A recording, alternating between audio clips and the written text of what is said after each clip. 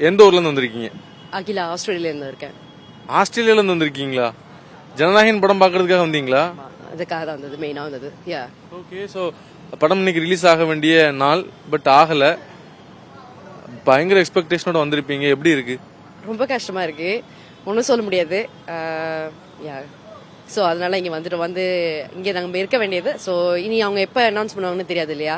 So திரும்பி வர வாய்ப்பு கிடைக்குமா என்னன்னு தெரியாது. இந்த வாரம் அனௌன்ஸ் பண்ணாங்கன்னா நாங்கள் வந்தது வந்து இன்னைக்கு வந்து பார்த்துட்டு நாளைக்கு கிளம்புற மாதிரி, உடனே பார்த்துட்டு உடனே கிளம்புறதுக்கு தான் வந்தோம்.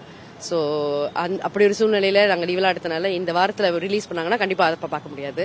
ஸோ அதனால ஸோ இங்கே அட்லீஸ்ட் வந்து நம்ம போஸ்டர்லாம் பார்த்து ஃபோட்டோலாம் எடுத்துட்டு போவோம், மெமரிஸ்க்காக வந்திருக்கோம். ஓகே. ஸோ நீங்க வந்து ஆல்ரெடி டிக்கெட்ஸ்லாம் புக் பண்ணிருப்பீங்கல்ல?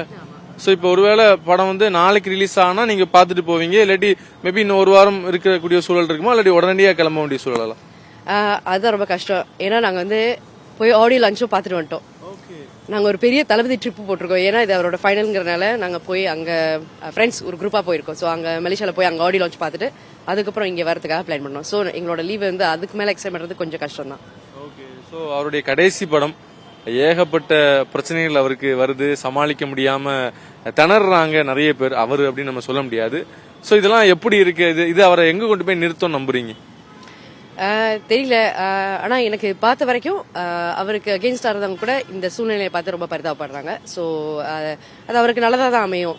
இதுல ஒன்றும் சொல்றதுக்கு இல்லை, நம்ம பக்கத்துல ஒன்றும் சொல்ல முடியாது, அவரும் ஒன்றும் பண்ண முடியாது. ஸோ அது தவறா எடுத்துக்கிட்டாங்கன்னா, தவறா தான் செஞ்சாங்க அப்படின்னா அதுக்குள்ளதை அனுபவிப்பாங்க, அவ்வளவுதான். ஸோ எவ்வளோ உங்களோட ட்ரிப்புக்காக நீங்க பினான்சியலா தனியா தளபதிக்காக ஒதுக்கி வச்சிருந்தீங்க? அந்த அமௌண்ட்லாம் பார்த்துருந்தேன்னா நான் வந்து வந்திருக்கவே முடியாது. அது கண்முன்னு தெரியாம செலவு பண்ணதுதான்.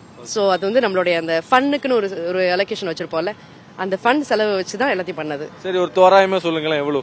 உண்மையாவே நான் சத்தியமா கணக்கு பண்ணல. கணக்கு பண்ணியிருந்தா நான் சொல்லியிருந்திருப்பேன்ல. ஆஸ்திரேலியால இருந்து டிக்கெட் எல்லாம் ஒரு கணக்கு போட்டு சொல்லுங்களேன். பார்த்தா இப்ப வலிக்கும். நான் படம் பார்த்துருந்தா கூட உங்களுக்கு சொல்லியிருப்பேன். படம் கூட நான் பார்க்கல.